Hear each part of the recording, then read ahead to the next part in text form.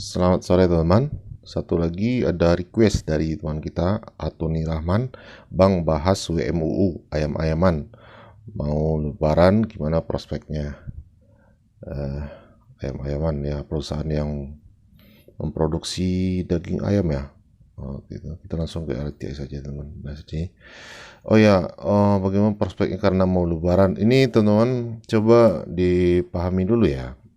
Kinerja perusahaan ya itu tidak ada hubungan langsung dengan penjualan saham ya atau pergerakan harga sahamnya ya. Kalau seandainya tidak direspon sama pasar ya atau tidak diminati, tetap saja walaupun kinerja perusahaan itu bagus ya, tapi di pasar sahamnya tidak laku, itu bisa saja ya. Jadi tidak ada hubungan langsung ya, hubungan langsung. Begitu misalnya kinerjanya naik tiba-tiba sahamnya naik, bukan begitu juga. Saham tetaplah saham ya, saham tergantung dari ada yang beli atau jual ya, pergerakannya turun atau naiknya. Bahkan ada yang digoreng sama bandar atau yang dihajar sama bandar ya. Jadi tidak ada hubungannya langsung dengan produksi misalnya dari perusahaan tersebut ya. Kecuali perusahaan itu bagi dividen ya, seperti batu bara kemarin ya, produksi batu bara atau permintaan batu bara gila-gilaan, kemudian harganya juga naik tinggi dan sahamnya pun naik. Kenapa? Karena mereka bagikan dividen teman, dan dividennya besar sekali ya.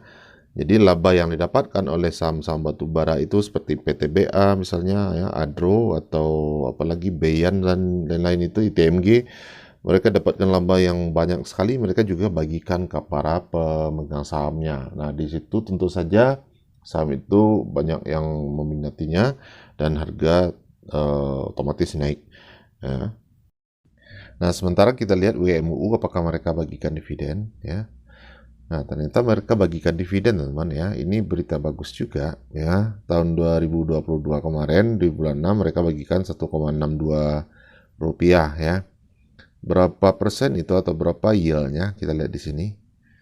Yieldnya ternyata cuma 2,25 ya teman ya. Ini sangat kecil sekali ya. Tentu saja ini tidak menarik untuk investor besar masuk ke saham ini. Kenapa? Ya, karena ini dividen yield itu terlalu kecil ya teman ya, masih di bawah bunga bank. Mending mereka letakkan uangnya itu di bank saja ya, depositokan saja di bank, itu lebih aman dan yang mereka dapat lebih besar dari ini ya.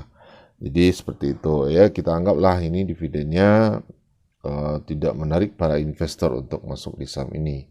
Oke, itu dari dari sisi investor besar ya. Kemudian dari EPS, berapa sih harga fundamentalnya? Harga fundamentalnya kalau kita kalikan 10 ya, 9 kali 10 berarti 90 teman ya. Di atas 90 berarti itu sudah mahal ya, mahalnya itu di 90 ya. Dan sekarang masih di 72, masih ada kemungkinan naik itu sampai ke 90 rupiah, kemungkinannya seperti itu. Tapi kalau teman-teman lihat di sini ya, kalau kita hitung berdasarkan dividen ya, berdasarkan dividen yang mereka bagikan cuma 10,12% ya, atau kita ambil saja 10% misalkan ya, berarti 0,9 dikalikan 10 berarti 9 rupiah ya. 9 rupiah kali 2 berarti 16 rupiah. Itu kalau kita lihat atau kita hitung secara dividen yang mereka bagikan ya. Harganya cuma 9 sampai ke 16 ke 18 sorry, ke 18 rupiah ya. Jadi hati-hati juga untuk invest di saham ini. Di sini PBV 0,7 kali ya, 0,7 kali, masih di bawah ya. Seperti yang saya bilang kemarin ya, PBV kecil itu bukan selalu berarti bagus ya. Bisa saja PBV ya, PBV-nya itu kecil, rendah, karena memang tidak dihargai sama pasar teman ya. Begitu juga sebaliknya, PBV-nya sudah 2 kali atau 3 kali misalnya, orang berani beli harganya segitu ya. Orang berani beli mahal karena perusahaannya bagus. Jadi secara teori memang PBV kecil itu lebih bagus, tapi kenyataan di lapangan justru berkata lain misalnya, atau bermakna lain. Bisa jadi ini saham memang tidak diminati walaupun sudah dibanting harganya, sudah di harga murah misalnya, tapi tetap saja tidak ada yang membeli ya, tidak ada yang mau beli karena perusahaannya tidak menarik ya, seperti itu. eh utangnya cukup lumayan banyak ya, 1 triliun ya. Bersama ya 100% ini 107%. Pernya kita lihat di sini per 7 kali belum terlalu tinggi juga, masih oke lah ya kalau untuk per. ROE tidak jelek juga tidak terlalu bagus 9,39. Jadi begitu teman-teman.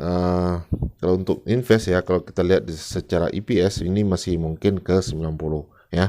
Jadi di atas 90 itu sudah mahal. Tapi kalau untuk trading teman-teman, seperti yang kita bahas sebelumnya, kita tidak memerlukan data-data ini semua karena kita masuk dan keluar itu berdasarkan volatilitas ya, berdasarkan agresivitas, berdasarkan volume di hari itu saja. Jadi seperti itu.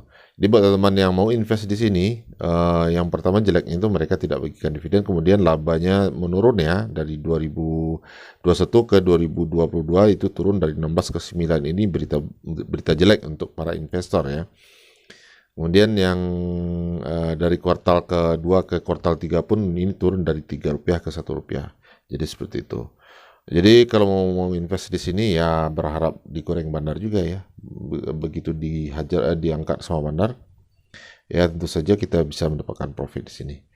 Jadi putuskan sendiri teman-teman. Selalu bijak memakai uangnya, money manajemennya. Dan happy cuan buat teman-teman semua. Selamat sore.